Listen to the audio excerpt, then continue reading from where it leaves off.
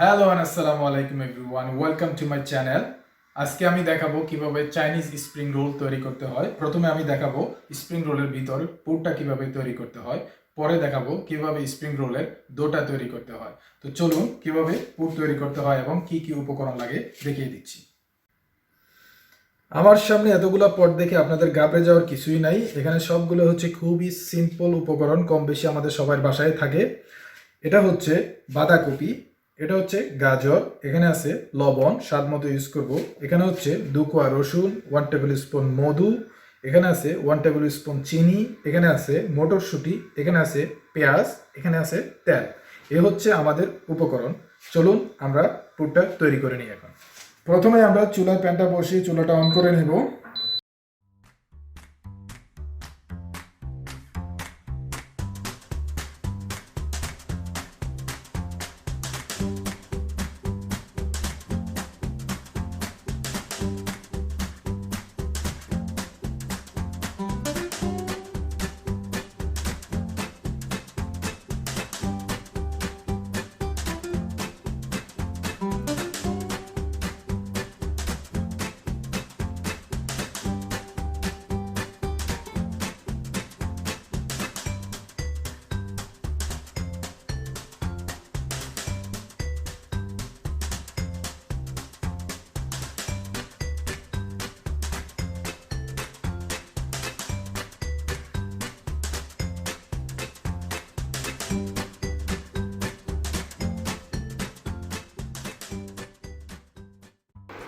Chinese spring রোলের ভিতরে পুরটা তৈরি করতে আরও একটা ইনগ্রিডিয়েন্টসের প্রয়োজন, সেটা হচ্ছে সয়া সস, যেটা আমি আপনাদেরকে ক্যামেরায় প্রথমে দেখাতে ভুলে গেছি, মনে ছিল না। তো আমি এটা এখন এখানে দিয়ে দিচ্ছি 2 টেবিল স্পুন সয়া সস।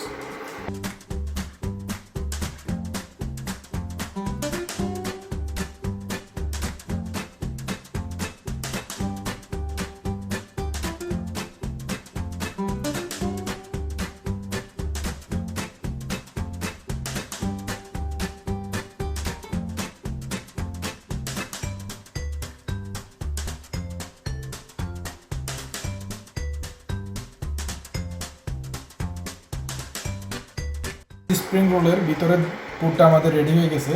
এখন আমি ডোটা তৈরি করে আপনাদেরকে দেখাচ্ছি কীভাবে চাইনিজ স্প্রিং রোলের ডো তৈরি করতে হয়।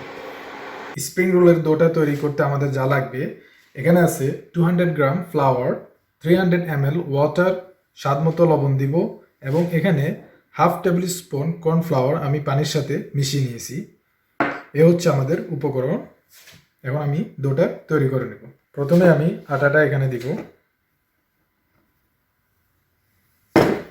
এরপরে পানি,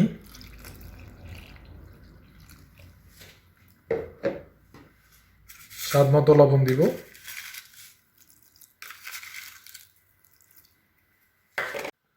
এখন ভালোভাবে এটাকে মিশিয়ে নিব যাতে কোনো দানা না থাকে বা দলা না থাকে। খুব ভালোভাবে এটাকে মিক্স করতে হবে।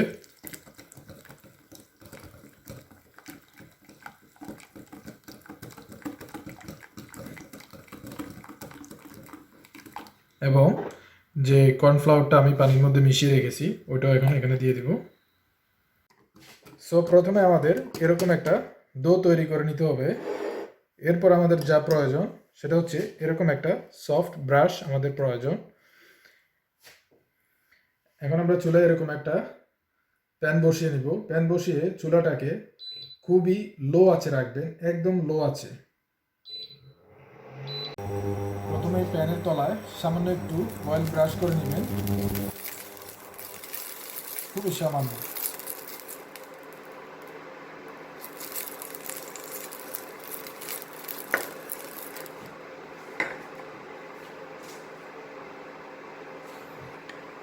এরপর ব্রাশের সাহায্যে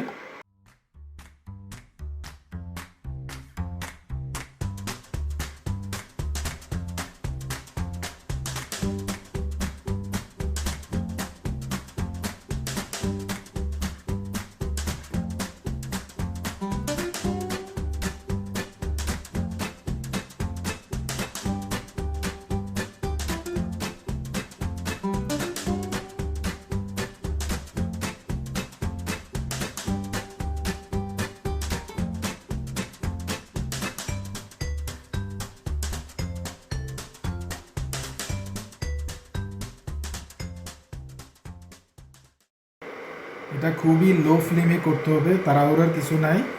এটা যখন হয়ে আসবে নিজে নিজে এটা উঠে আসবে।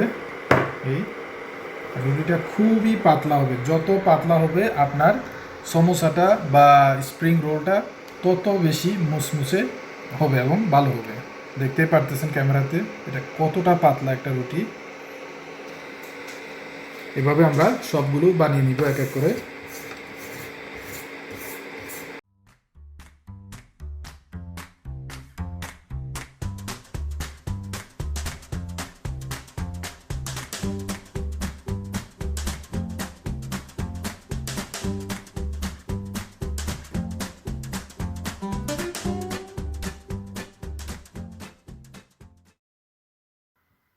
সো আমার সবগুলি রুটি আমি তৈরি করে নিয়েছি, আপনাদেরকে আরেকবার দেখিয়ে দিই রুটিটা কেমন পাতলা এরকম। তো এখন আমি রোলগুলো তৈরি করে নিব। এখানে আমি সামান্য একটু আটা পানি দিয়ে গুলিয়ে নিয়েছি যাতে আটার কাজ করে। এখন আমি রোল তৈরি করে নিব, তার জন্য সামান্য একটু পুর এখানে নিব। খুব বেশি পুরের দরকার নাই, খুব সামান্য। এই হচ্ছে আমার পুর। এখন এটা আমি কিভাবে বন্ধ করি আপনাদেরকে দেখাচ্ছি। এইভাবে সাইড থেকে টেনে নিয়ে এরকম করে এই আটাটা এখানে লাগাবেন এবং এই পাশে লাগাবেন, চারপাশে লাগিয়ে দিবেন যাতে তেলে গেলে এটা না খুলে যায়। এরকম করে এই পাশটাকে এখানে এবং এই পাশটাকে এখানে এরকম করে লাগিয়ে দিবেন। এখানেও সামান্য একটু আটা লাগিয়ে দিবেন। এরপরে এটাকে এভাবে ফোল্ড করে নেবেন, এভাবে ফোল্ড করে নেবেন, তাহলেই হয়ে যাবে আমাদের স্প্রিং রোল।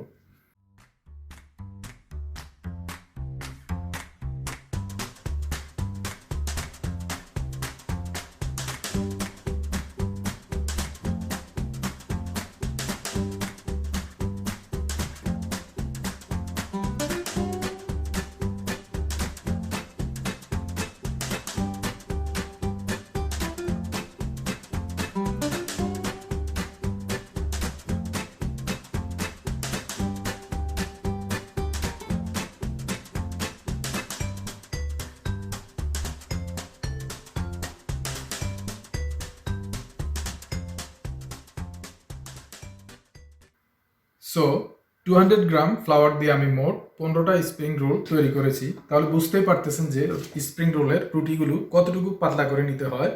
যত বেশি পাতলা হবে স্প্রিং রোলগুলো তত বেশি মসমসা এবং মজাদার হবে। এখন যদি আপনি ইচ্ছা করেন এই স্প্রিং রোলগুলো আপনি অনেকদিন ফ্রিজে রেখে সংরক্ষণ করতে পারবেন। ফ্রিজে রাখার সিস্টেমটা হয়েছে এরকম একটা প্লেটে নিয়ে প্রথমে ফাঁক ফাঁক করে রাখবেন।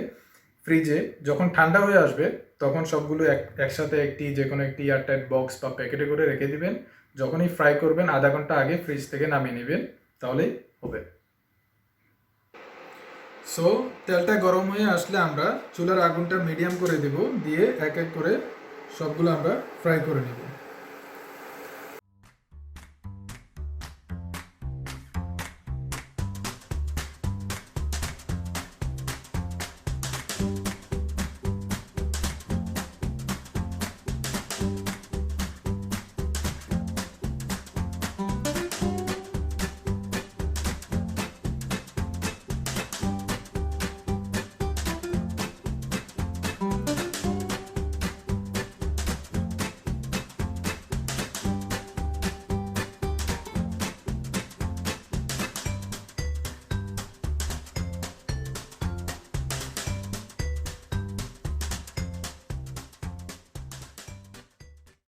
এই সসটা হচ্ছে আমার বাসায় আমি বানিয়েছি।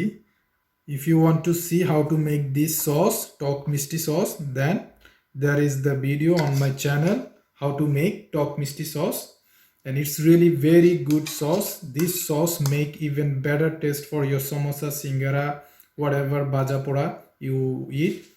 Must try with this sauce. It's really very good and tasty.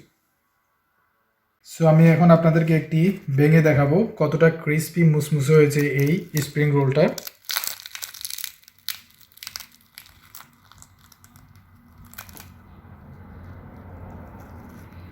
Now it's time to eat.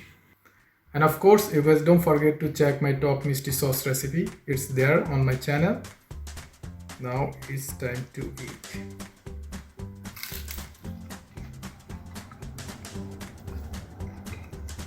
It's really tasty. You guys must try at home and let me know below in the comments. See you again with another new recipe. Ciao ciao, Allah Hafiz.